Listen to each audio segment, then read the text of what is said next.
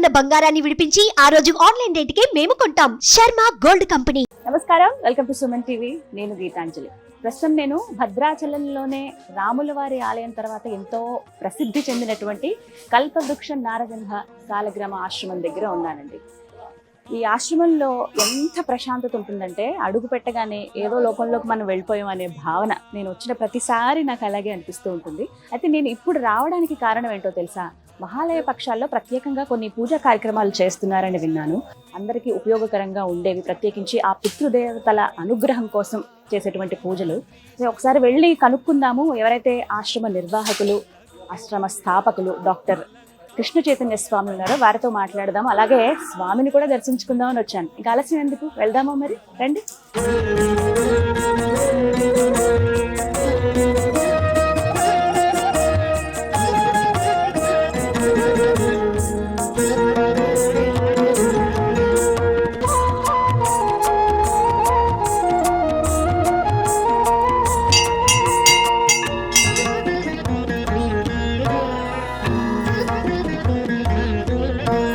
చాణూరమర్ధన గోవింద, చామీకర ప్రభ గోవింద, జనార్దనాయ గోవింద, జగన్నాయక గోవింద, తత్పురుషాయ. స్వామి కృష్ణ చైతన్య స్వామి కోసం వచ్చాము. గోదావరి దగ్గర ఉన్నాం. అక్కడైనా కార్యక్రమం ఏమైనా జరుగుతుందా? అయితే అక్కడికే వెళ్తాం మేము. మీరు ఒకసారి ఫోన్ చేసి చెప్పండి మేము వస్తున్నట్లు. గురువుగారు గోదావరి దగ్గర ఉన్నారట, ఏదో కార్యక్రమంలో ఉన్నారు. ఇక ఇక్కడ మాట్లాడడం ఎందుకు, ఒకసారి స్వామి దగ్గరికి వెళ్దాము. అక్కడికి వెళ్ళి మిగతా విషయాలు తెలుసు.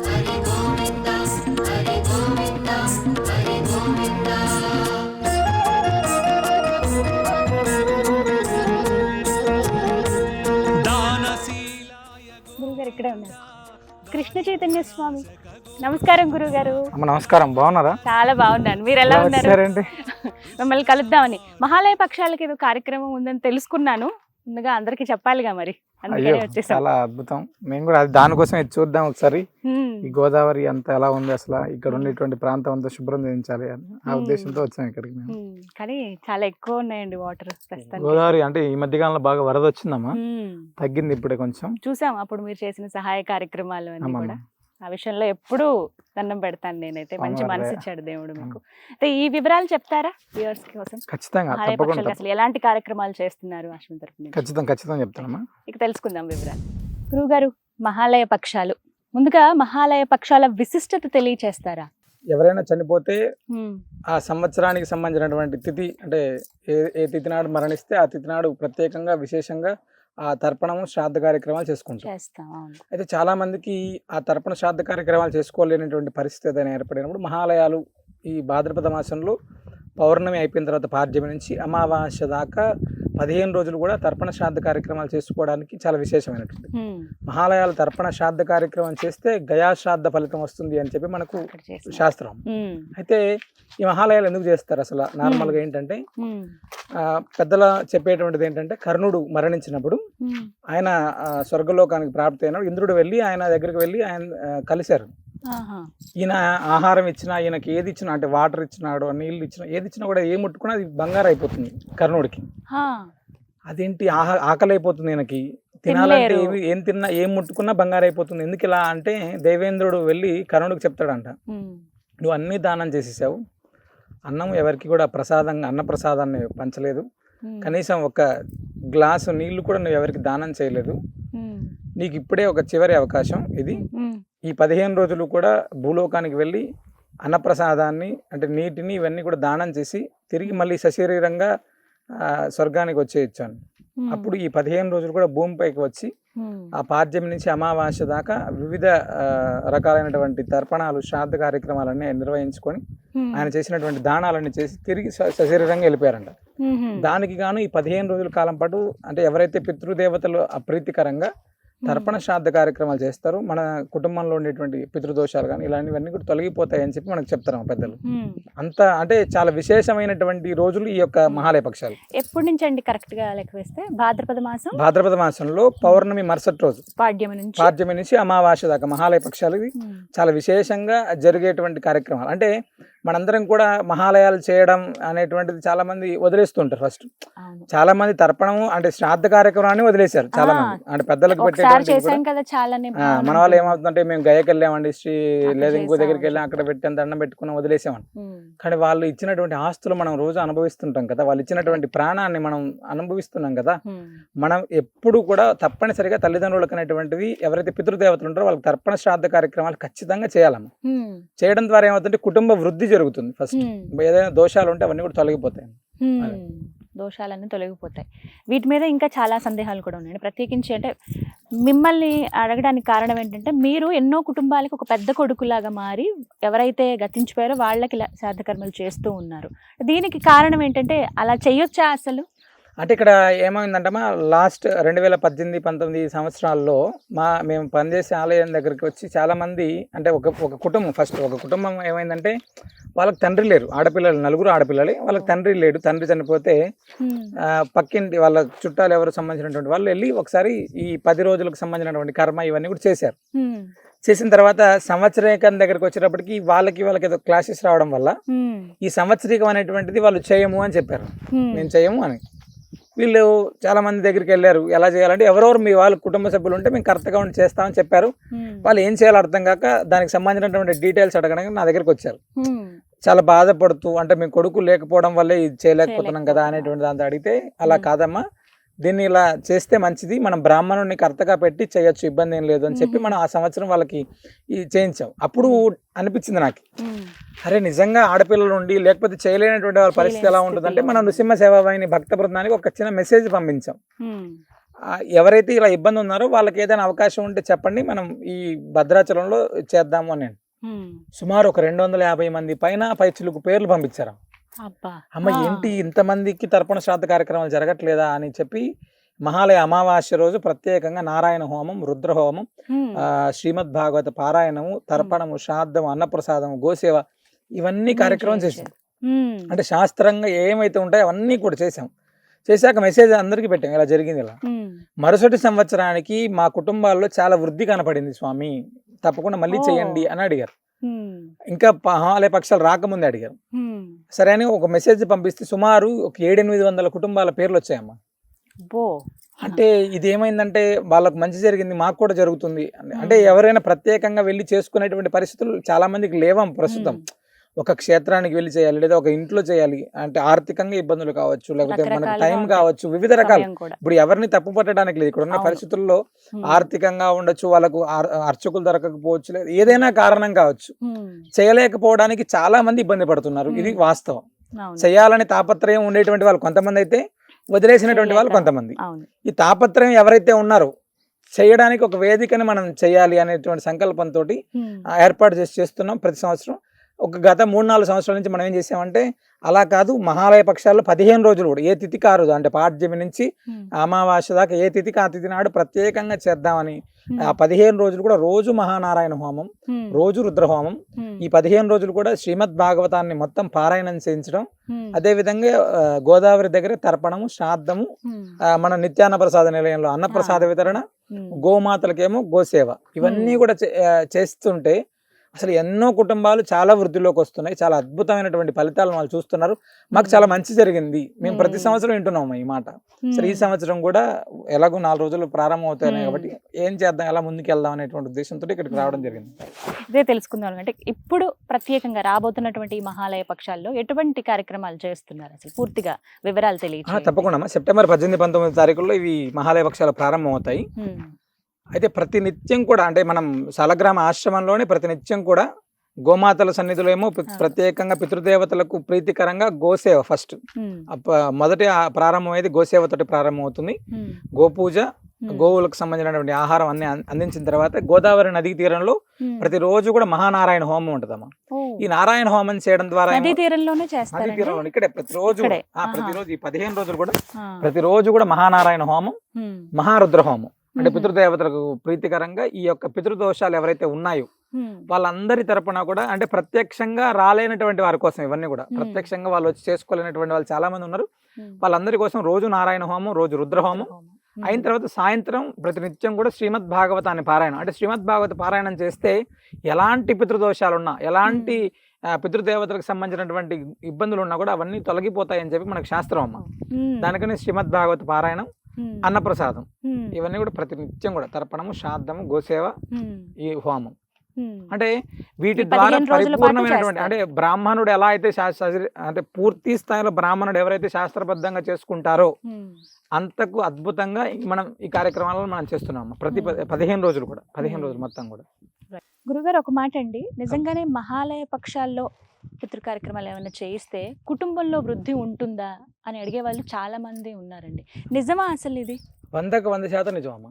అంటే మహాలయ పక్షాల్లో అనేటువంటిది కాదమ్మా, ప్రతి సంవత్సరం కూడా ఎవరైతే మన పితరులు మరణించి ఉంటారో వాళ్ళకు తప్పనిసరిగా శ్రాద్ధం చేయాలి. ఫస్ట్ శ్రాద్ధం చేయలేనటువంటి వారు కనీసం కూడా ఏదైనా గోమాతలకు ఆహారం అందించడము, లేదా కనీసం తర్పణం నువ్వులతో నీళ్లను వదిలిపెట్టడము చేయడం ద్వారా ఏమవుతుందంటే వాళ్ళ పితృదేవతలు, ఇప్పుడు కామన్ గా ఆకలైనటువంటి వాడు ఎవరైనా మన ఇంటి దగ్గరకు వచ్చి దొరకలేదంటే వెళ్ళిపోతుంటాడు కదా, కొంచెం బాధతో వెళ్ళిపోతుంటారు.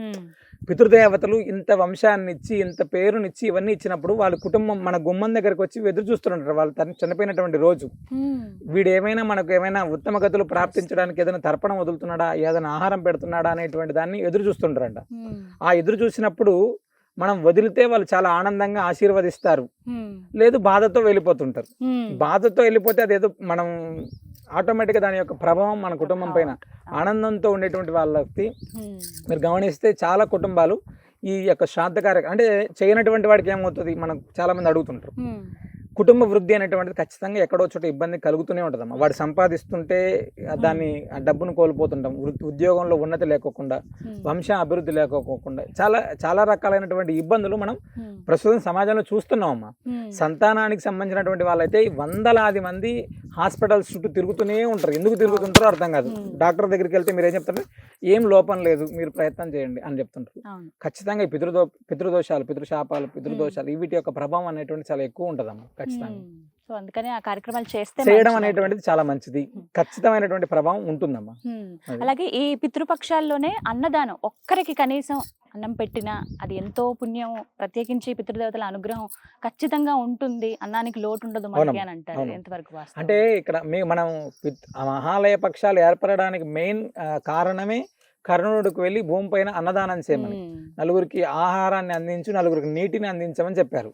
అంటే ఈ యొక్క ఎవరికైనా కూడా అంటే ఎవరైతే అన్నార్తులు ఉంటారో వాడికి ఆహారం అందిస్తే కనీసం ఆ పితృదోషాలు, పితృశాపాల ప్రభావం అనేటువంటి తగ్గుతుంది. ఫస్ట్ మన ఉత్తరోత్తర వంశంలో ఉండేటువంటి ఎవరైతే పిల్లలు ఉంటారో వాళ్ళకి అన్నం దొరకకోకుండా ఇబ్బంది పడేటువంటి కాలం ఉండదు అని చెప్తారమ్మా. అన్నం ఎప్పటికైనా మనం ఎవరికైనా నలుగురికి పెడితే ఈ మహాలయ పక్షాల్లో మనం కాదు మన పిల్లలు కూడా ఈ అన్నానికి లోటు లేకోకుండా వాళ్ళ యొక్క తరతరాలు ఇబ్బంది లేకోకుండా ఉంటారు అని చెప్తారు. ఖచ్చితంగా అది నిజం. అది అలాగే ఈ పితృపక్షాల్లో ఏం దానం చేస్తే మంచిదండి? అసలు మహాలయ పక్షాలు 15 రోజులు కూడా నార్మల్గా స్వయం పాకం ఇచ్చేటువంటి వాళ్ళు స్వయం పాకం, లేదు కనీసం గోమాతలకు ఏదైనా ఆహారం, పచ్చిగడ్డియో తవిడో, గోవులకి ఇక్కడ చాలా విశేషం అమ్మ. ఫస్ట్ ఈ మహాలయ పక్షాలు 15 రోజులు గోమాతలకు ఏదైనా ఆహారం అందించడం అనేటువంటిది ఉత్తమోత్తమైనటువంటిది. ఈ 15 రోజులు కూడా ఎవరైతే అన్నార్తులు ఉంటారో, ఎవరికి నిజంగా ఆకలి ఉంది వాళ్ళకి ఆహారాన్ని అందించడం అనేటువంటిది అద్భుతమైనటువంటి ఫలితం. ఫస్ట్ దానం అంటారా, మనం సశక్తిగా ఏది ఉంటే ఆలయానికో ఏదైనా ఏది ఇచ్చినా పర్లేదు, కానీ ఈ మహాలయ పక్షాలు 2 రోజులు కూడా 15 రోజులు కూడా ఖచ్చితంగా మనం చేయాల్సింది గోసేవ, అన్నార్తులకు ఆహారం. ఈ 2 చేస్తే అద్భుతంగా ఫలితం ఉంటుంది. అంటే గోవుకి ఏం తినిపిస్తే మంచిది ఇలా ఉంటుందండి? గోమాతలకు ఎక్కువ పచ్చిగడ్డి అమ్మ, లేదా తవుడు, వివిధ రకాల నవధాన్యాలు నానబెట్టి నవధాన్యాలు పెట్టడం, వీటిని మంచిదమ్మా. అంటే ప్రత్యేకంగా ఈ రోజు 15 రోజులు ఉంటాయి కదా, 15 రోజులు అంటే ఒక రోజు కందులో, ఒక రోజు గోధుమలో, లేకపోతే ఇంకొకటి ఏది పెట్టినా కూడా చాలా ఫలితం ఉంటుంది, మంచిది. అంటే ప్రత్యేకంగా ఈ 15 రోజులు ఏవైతే ఉన్నాయో ఇక్కడ విశేషంగా జరిగేవి ఇప్పుడు హోమాలు అని చెప్పారు, ఇంకా ఏం చేస్తారండి? ఇందులో మహాభరణి అని ఉంటదమ్మా. అంటే భరణి శ్రాద్ధం అని ఉంటది. మహాలయ పక్షాల్లోనే 4-5 రోజుల్లోనే భరణి శ్రాద్ధం వస్తుంది. ఆ భరణి నక్షత్రం ఉన్నటువంటి రోజు తర్పణం గిన శ్రాద్ధం గిన చేస్తే, గయలో శ్రాద్ధం చేస్తే ఎలాంటి ఫలితం ఉంటుందో అక్కడికి వెళ్ళి మనం చేస్తే ఎంత అద్భుతమైన ఫలితం ఉందో ఆ యొక్క ఫలితం ఆ భరణి శ్రాద్ధం రోజు చేస్తే వస్తుందమ్మా. అంటే వేరే వాళ్ళ తిథితో సంబంధం లేదా? ఎవరు లేకపోయినా చేయొచ్చు ఆ రోజు. భరణి శ్రాద్ధం అనేటువంటి చాలా మంది చేస్తుంటారు. మనం దీనికి కానీ అంటే చాలా మంది ఏమనుకుంటారంటే భరణి శ్రాద్ధం రోజు చేస్తే బాగుంటుంది, నవమి రోజు చేస్తే, మధ్యాష్టమి రోజు చేస్తే ఇలాంటివన్నీ ఉంటాయి. అలా కాదు, 15 రోజులు చేద్దాం. అసలు ఎవరైనా ఒక గోత్రనామాలు ఇచ్చారు వాళ్ళ పితృదేవతలకు సంబంధించిన ఉంటే పాడ్యమి నుంచి అమావాస్య రోజు కూడా తర్పణం చేస్తున్నాం వాళ్ళ కోసం. అంటే ఈ తిథి నాడు చేసి వదిలేయడం కాకుండా పాడ్యమి నుంచి అమావాస్య దాకా ప్రతి 15 రోజులు కూడా తర్పణము, శ్రాద్ధము, హోమము, అంటే ఎంత అద్భుతమైనటువంటి ఫలితాన్ని వాళ్ళకి ఇస్తున్నామంటే ఇది ఊహించకోకుండా, అంటే ఈ ఫలితం అనేటువంటిది అనంతం ఇంకా ఖచ్చితంగా. అంటే ఆనాడు ఒక్కరే చేస్తే ఎంత ఫలితం ఇస్తుందో 15 రోజులు చేస్తే ఇంకెంత అద్భుతమైన ఫలితం ఉంటుందో మనం ఒకసారి ఆలోచించుకోవాలి. నిజంగా ఒక అద్భుతమైన అవకాశం. ఎలా అంటే మేము రావాలి, నమోదు చేయించుకోవాలి అంటే పేర్లు ఒకటి చెప్తే సరిపోతుంది. అంటే నృసింహ సేవానికి సంబంధించినటువంటి మీరు నెంబర్లు ఇస్తే ఆ నెంబర్లలో వాళ్ళకు ఎవరైతే కాల్ చేస్తారో వాళ్ళకి ఎలా అయితే శ్రాద్ధం చేయాలో ఒక ప్రఫార్మా పంపిస్తారమ్మా. అంటే వీళ్ళకు అంటే ఎవరైతే కర్త ఉంటారో వాళ్ళకు తల్లిదండ్రులు, తాత ముత్తాతల పేర్ల దగ్గర నుంచి ప్రతి ఒక్కరు కూడా సుమారు ఒక 35 మంది దాకా పేర్లు ఉంటాయి. ఎవరైతే గతించుంటారో అందులో ఎవరైతే లేరో వాళ్ళందరి పేర్లు ఇస్తే గోత్రనామాలతో సైతంగా మనం ఈ 15 రోజులు చేస్తారమ్మా. ఎన్ని రోజులు ముందుగా నమోదు చేయించుకోవాలండి? కనీసం ఒక 2-3 రోజుల ముందైనా నమోదు చేసుకుంటే, ఎందుకంటే మనం అవన్నీ కూడా మళ్ళీ రాసుకోవాలి. దానికి తగినటువంటి చాలా పెద్ద పరిశ్రమ ఉంటదమ్మా. సుమారు 10 మంది ఋత్వికులు ఉంటారు, రాసుకునే వాళ్ళంతా ఉంటారు. ఎవరికి వాళ్ళు చాలా మంది ఇస్తూనే ఉంటారు కదా. అంటే ఎవరికి మిస్ అవ్వకూడదు. ఇక్కడ మా ఉద్దేశం ఏంటంటే ఎవరిచ్చినా కూడా రోజు జరగాలి అనేటువంటిది. ఎంతమంది అయినా కూడా, అంటే దూర ప్రాంతాల్లో ఉన్న వాళ్ళు ఉంటారు, వేరే కంట్రీస్ లో ఉన్న వాళ్ళు ఉంటారు. ప్రస్తుతం మన దగ్గర ఇక్కడ మనం చేసే కార్యక్రమం అంతా కూడా ఎవరైతే రాలేనటువంటి వాళ్ళు, ఎవరైతే ఇబ్బంది పడుతున్నటువంటి వాళ్ళు, పూర్తిగా మేము ఇక్కడ ఉండి కూడా చేయలేకపోతున్నాం అనేటువంటి వాళ్ళందరూ క్షేమం కోసం చేసేటువంటి కార్యక్రమం అమ్మ. కాబట్టి వాళ్ళు ముందుగానే కొంచెం అంటే జాగరూకై ఇస్తే మంచిది మనకు. సో గురుగారు చెప్తున్నారు కదా, స్క్రీన్ మీద నెంబర్స్ కూడా నేను డిస్ప్లే చేస్తానండి, అలాగే అడ్రస్ కూడా కంప్లీట్గా ఇస్తాను ఆశ్రమంది. మీరు ఒకసారి ఫోన్ చేసి మాట్లాడండి. మీరు ఒకవేళ ఇలా పితృ కార్యక్రమాలు చేయించాలనుకుంటున్నాం మేము కూడా అంటే కనుక మీకు ఎక్కడా వెసులుబాటు కుదరకపోతే ఫోన్ కాల్ చేస్తే వివరాలు అడుగుతారు. ఆ ప్రశ్నలన్నిటి కూడా మీరు సమాధానం ఇచ్చి పేర్లన్నీ కూడా నమోదు చేయించుకుంటే ఈ 15 రోజుల్లో శాస్త్రోక్తంగా నిర్వహిస్తారు. అది కూడా గోదావరి గట్టు దగ్గర ఇప్పుడు మేము కూర్చున్నటువంటి ఈ ప్రదేశంలోనే ప్రస్తుతం అయితే ఇంకా క్లీనింగ్ అవంతా చేయిస్తున్నారు. కొద్ది రోజుల్లో ప్రారంభం కాబోతున్నాయి మహాలయ పక్షాలు. అప్పుడు శాస్త్రోక్తంగా పూజా కార్యక్రమాలను నిర్వహిస్తారు. హోమాదులు కూడా ఇక్కడే నిర్వహించడం జరుగుతుంది.